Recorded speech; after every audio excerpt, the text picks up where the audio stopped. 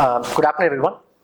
Thanks for giving me this opportunity to talk about adult vaccination. A general perspective about adult vaccination to everyone. So, what all are there in adult vaccination? What is we have to know about adult vaccination? I'm just going to run through a few slides about this, and I just want your take about adult vaccination also.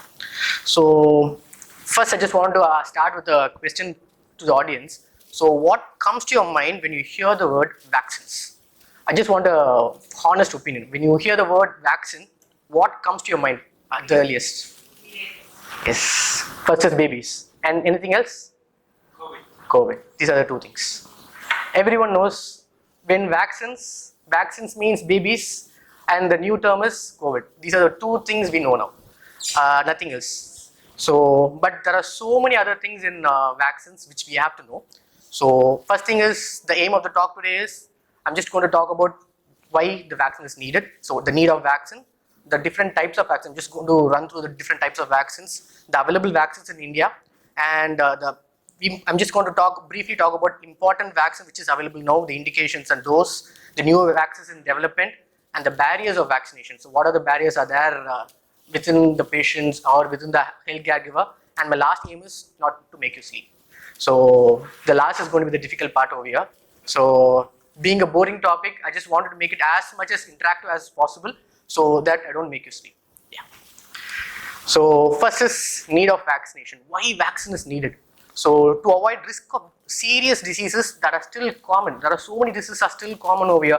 We have seen COVID, we have gone through COVID, and we have seen how much of the mortality which COVID has caused, morbidity, more than mortality, we have seen a lot of people dying, and there are so many people just waiting for lung transplant because of COVID now. So a lot of mortality and morbidity which the first wave and second wave caused. But in third wave we saw because of the vaccination the number of mortality and morbidity just drastically came down. It's completely because of vaccination. So to avoid the risk of serious diseases that are still common still today, and cost of the treatment is very high. Most of the time the treatment is exorbitantly high. Lung transplant will cost you around like 40 to 50 lakhs, which a simple vaccination or simple COVID vaccine can avoid that. And to protect your patient health and the health around you, most of the time a vaccine can cause herd immunity, which when you're protected, even the surrounding people will be protected by that vaccine. So I'll just run through this, the types of vaccination. First and foremost is live attenuated vaccines. So these are the older vaccines. So where what happens is a live virus is passed through multiple series of cell cultures or animal embryos, so that live virus will become like it is not able to replicate, but it will be immunogenic. So that's what's happened in live attenuated vaccines, and it gives a good protection. It's highly immunogenic. It gives lifetime protection. The only disadvantage of taking a live vaccination is that sometimes the vaccine can get mutated and revert back to its virulent form and can cause diseases. Few of the most common vaccines are OPV, MMR, rotavirus, varicella virus. These are the most common live attenuated vaccines which is available. And next one is the kill or inactivated vaccines. The virus or the bacteria is getting inactivated by heat, chemicals, or formaldehyde or formalin. And this killed or inactivated vaccines are not as immunogenic as your live vaccines. It gives a shorter protection duration. It needs a repeated boosters. And most of the common vaccines are IPV, hepatitis A, and your rabies. And next is toxoid vaccines, which you all know, immunization through inactivated toxins, which is called toxoid. So most common vaccines are TT and Tdap. And the most important point is our subunit recombinant polysaccharide and conjugate vaccines, which are put together. So in this type of vaccine, what they do is a part of the virus or the part of the bacteria is taken, and that subunit acts as a antigen, and that produces the antibodies in the body. So usually it is completely, it cannot cause any disease. It's completely safe to the patient, first point, and it is highly immunogenic response. So it gives a good immunity for the patient, and sometimes it also needs a booster for a long shot thing.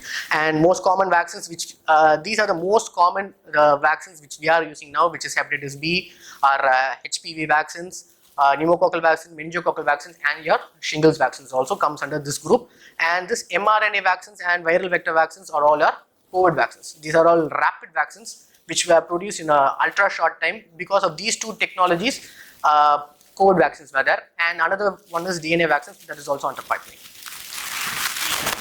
Tdap is your tetanus, diphtheria, and pertussis. So this is a recommendation given by CDC for 2023. As we are in India, there is no recommendation for adult vaccinations. I'll just to start with, and this recommendation is by US. We have a recommendation for children in India, but we don't have a proper adult vaccination schedule or recommendation in India for now. So this is the recommendation which is given by United States in 2023 according to CDC. So we'll just look at the yellow points. Just leave off the purples. So COVID vaccination is recommended from 19 years till more than 65. That is the first one. And influenza vaccine is recommended yearly once dose. And Tdap is again recommended by them. MMR is also recommended till the age of 65. Then we can go about human papillomavirus is recommended like around till 26. Human papillomavirus is recommended till the age of 26, and hepatitis B vaccination is also recommended for everyone till the age of 60. So both, sir. HPV for both, that is recommended, sir. For and in India, HPV has been added in the universal schedule also now. For in 13 years, it has been added to the universal schedule. So and for specific disease, these are the different vaccines which is recommended by the US. COVID again, it has been recommended in all age group and all diseases. Influenza again, the killed vaccine is recommended, like early one dose is again recommended. Tdap again, it is recommended. All type of diseases is recommended. MMR and varicella being a live vaccine, it is not recommended in pregnancy as well as immunocompromised patients who have less than 200 CD4 counts. And pneumococcal HPV vaccine is also recommended for every group. Pneumococcal vaccine is recommended till the age of, and it is not recommended only in the part like healthcare personnel, and so hepatitis B is again recommended in all different kind of diseases.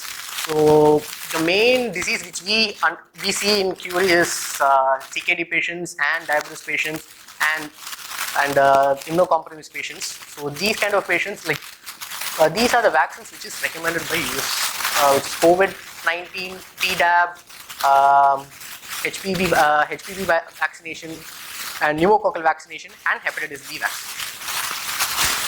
So we have just talked about what are the vaccinations which US is recommending to us.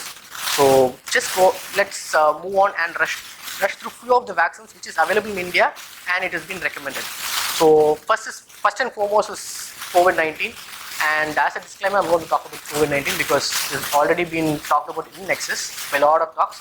So I'm going to skip off this first vaccine, COVID-19, and next is hepatitis B, HPV, Tdap, pneumococcal, influenza, and shingles. So few slides about each diseases, and then we'll. Coming to hepatitis B, it is a recombinant vaccine. As I said, it is a subtype vaccine and it's highly immunogenic. It is given in a form of IM, usually deltoid. The schedule is usually 0 month, first month, and the 6th month in immunocompetent individual. And in case of immunocompromised individuals, the dose is usually double the dose. Usually we give around 20 micrograms. In immunocompromised, we usually give 40 micrograms as a dose of 0, 1, 2, and 6 months. And booster is also needed every year if the hepatitis B antibody is between 10 to 100. We have to give a booster. If it is less than 10, we have to revaccinate the patients. And recommendation: all adults less than 65, health workers, chronic diseases, all chronic diseases like CLD and CKD, hepatitis B vaccination is recommended. And Tdap, most of you know about Tdap. It is a toxoid vaccine, and all adults need Tdap vaccination, and a booster has to be given every 10 years once. Coming to HPV, again I'll just run through HPV. There are two types of HPV vaccines, which is quadrivalent and bivalent. Quadrivalent HPV 6, 11 and 16 and 18 is there. Bivalent is 16 and 18. Usually recommendation at the age of 13 to 26. So then we're going to start about few words about flu vaccines. So this is the US data about the burden of flu vaccination. So flu disease, usually like this is the data from 2022 to 23, almost 9 million to 41 million patients were affected by the flu. Of those, almost 1400 patients were hospitalized, 1400 to 1700 patients were hospitalized, almost 52,000 deaths were reported in India. So this is our data from India from 2023. We had around 3,000 cases, and in which the top 5 states were Tamil Nadu again. And you know about our Indian data, it is always, we have to add which is into 10 or into 20. It is almost like that. And we should know about flu in 2012 and 13. So many trials were there because of swine flu. And why this vaccination is important is because of these two phenomena. It's called antigenic drift and antigenic shift. So this is the main reason why we need a yearly vaccination for influenza, because yearly once the virus mutates, every year it mutates. The basic small mutation is called antigenic drift. This antigenic drift will cause mild mutation, so that every year it comes in a new strain, and the vaccine is also updated every year.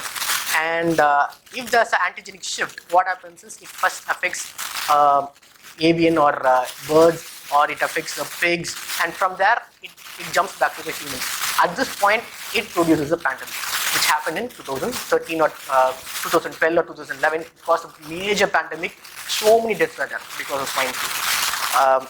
Again, with a small, easy vaccine, we can avoid this. So, vaccines only come with influenza. What about other vaccines? They're all the same vaccines. It is very common with, yes, no sir, in influenza is the only thing where this phenomenon is seen very regularly. Sir. H1 and N1 becomes H3N2 or H2N2.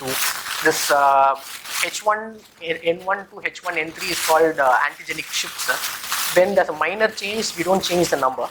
H1N1 becomes H2N3. This year H2N3 was there. There was a antigenic shift this year. So likewise, the same thing happened in 2012 also. When an antigenic shift occurs, there will be a major pandemic, and there will be massive amounts of hospitalization because of flu. When there's a minor shift, there won't be a major hospitalization, there won't be a major pandemic, but there will be debilitation because of influenza. So usually what happens is it comes in the year like around October to December. This is the flu season. So usually at this time, usually every year in September, a new vaccine of influenza comes into market. So this year a new vaccination has come, and it's a yearly once vaccination. It is a quadrivalent one, and it is a IM, and it is a painless vaccination, which is to be noted. And always choose the latest year vaccination. When you see in the market itself, the last year vaccine is much more cheaper when compared to this year's vaccination. So always choose the latest year vaccination to protect the patient. Coming to pneumonia. So next topic is pneumonia. So this is the data, global data from 2019. So total around like 2.5 million of deaths were noted because of pneumonia, and which in those 672 deaths were children less than 5, and even though the one who has done this picture has highlighted children's, if you see the lower part, more than 70, it is around 1.2 million. It is almost double the children, but more when the patient is more than 70, it is around 1.2 million deaths were there when a patient is more than 70. So as an adult vaccination, when you talk about this gives a alarming 1.2 million deaths when patient is more than 70 due to pneumonia. Again, there are two vaccines. So both the vaccines are recommended. One is called PPSV23 and PCV13. Just remember these two words. And PPSV is a polysaccharide virus, a polysaccharide vaccine, and it is less immunogenic and when compared to 13, and it does not cause a mucosal immunity. And it is an old vaccine. It has been in the market for more than 40-50 years. And the next vaccine is PCV13. It is a conjugate vaccine, and it is bound to diphtheria toxoid, and it is highly immunogenic, and it causes lifelong immunity. So PCV13, a single dose is enough, and PPSV is we need a multiple dosage of PPSV. So usually what we do is PPSV is approved world over, and in India with in age group more than 50 years it is recommended, and in immunocompetent patient PPSV is indicated in the age of more than 65. So other diseases where it is recommended is CKD, COPD, cirrhosis, diabetes, HIV, lupus, cancers on chemotherapy or radiotherapy, long-term steroids or asthenia. And a single dose of PPSP is recommended in immunocompetent adults, and in those who have received primary immunization vaccination, PPSP single dose is needed. But we just need to know this. If a patient is not a naive patient who has not been vaccinated by pneumococcal, kindly give PCV 13 followed by PPSP at a minimum interval of 8 weeks to 1 year. So this is the line we have to know. First give PCV, next is PPSV at a minimum gap of 8 weeks. So last disease which I'm going to talk about today is shingles. So 99.5% of adults more than 50 years are infected with varicella zoster virus. So almost everyone who have had chickenpox or who have not had chickenpox are at the risk of shingles, because they might have had chickenpox as a children, or they would have had a subclinical infection by chickenpox again, but they are at a high risk for shingles. Shingles usually it starts with chickenpox. These are the multiple rashes because of chickenpox. What happens is the virus goes and settles down in the dorsal root of ganglion, and it becomes latent.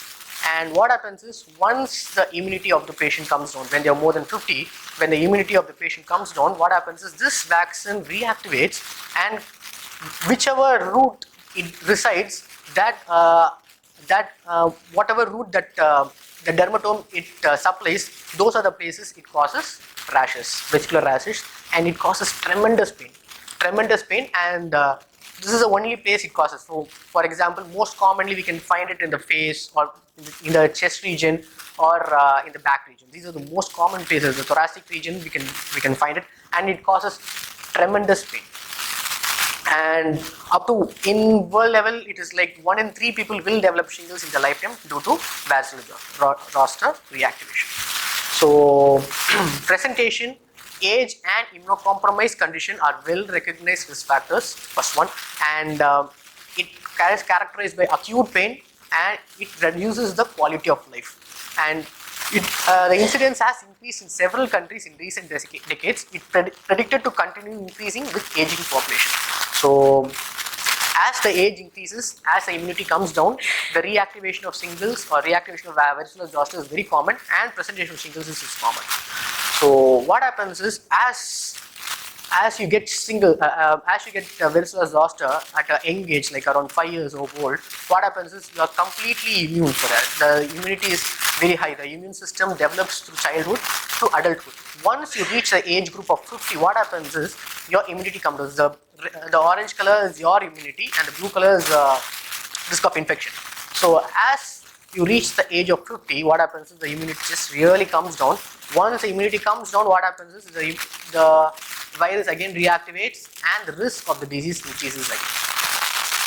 So what is the epidemiology of the herpes zoster? Worldwide, it is 3 in 1,000 to 5 in 1,000. The risk of developing post-herpetic neuralgia, which is disease. Shingles usually causes neurological pain for around a month, but few times what happens is it can cause a neurological disease, and there can be a chronic, it can convert into a chronic disease, chronic neurological pain in around 5 to 30% of patients developing shingles. And the risk of recurrence of the disease, if you have already had it, even the recurrence can be seen in around 1 to 6%. In India, around more than 50, after the age of 50, the risk is around 15 to 81% can have shingles, and the PHN is around 10 to 40, 57, 54%. So coming to pain, how the pain would be, it is interesting to see, like the pain in herpes zoster is denoted to have a pain more than the labor pain. It is always, it has been described, the pain is more than the post-operative pain, or the pain is more than the labor pain. The herpes zoster pain is, the acute pain is more than the labor pain, and even the chronic pain, the post-herpetic pain is also almost, the pain level is around 20.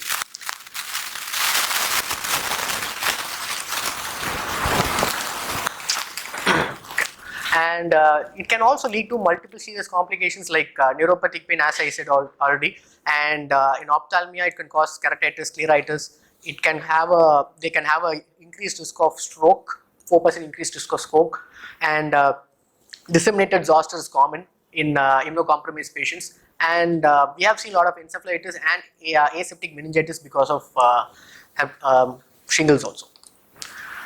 Coming to additional risk factors, the major two risk factors are diabetes, 38% increased risks are there, and COPD. These are the two major risk factors, and females have 19% risk factor, and COVID again risk factors again, malignancy, autoimmune disease, post-surgery risk factors, and steroid use. These are the two studies which were done to bring the shingles vaccine out. So one is Zoe 15 and Zoe 17. Zoe 15 they took patients less than 50, and Zoe 70 they took patients around age of 70, and total they had around 17,000 patients were there, and the results were got because of this. It has been this vaccine is approved in 50 countries, approved in the sense even India it has been approved, and it is recommended by the adult vaccination. As I said, by US guidelines, it has been given in 24 countries, and it has been approved in 50 countries. In India, the RS it's a diabetic. They have approved shingles vaccination for patients and diabetic patients more than 50 years old. Okay, how to give the vaccination? It is a 2-dose vaccination series. A first dose can be given, and the second dose has to be given within in a blanket of around 2 months to 6 months. So this is how to give a shingles vaccination. And again, the point is this does not prevent your primary varicella infection. It gives only protection from shingles. It doesn't protect your chickenpox. Right. And this is for immunosuppressive patient. The point here to note is when you start immunosuppressives for patients, usually this immunization should be given at least 2 weeks prior to starting of immunosuppression. And currently receiving immunosuppression, do not stop immunosuppression to give this vaccine. And if patient has been started on rituximab, this is only for patients who are on rituximab. Before starting rituximab, you have to give the vaccination 4 weeks. If the patient is already on rituximab, after discontinuation of rituximab, wait for 5 months and then give this vaccine. That is, these two are very important points: transplant and nephrotic syndromes. So this has to be noted. So last point is it is sometimes we can have pain at the site of vaccination. It has been noted around 68%, and the usual other side effects have been seen: myalgia, fatigue, and headache. But sometimes pain can be there in the injection site around 70%. So the last slide for the day is before that, newer vaccine which is under development is for HIV, malaria, tuberculosis, respiratory syncytial virus, ETEC, and norovirus. And before finishing of the topic today, the barriers of adult vaccination, I just want to talk about what are the barriers.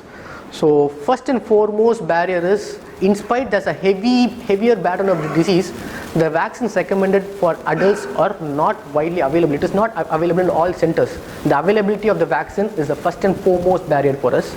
Next is limited awareness.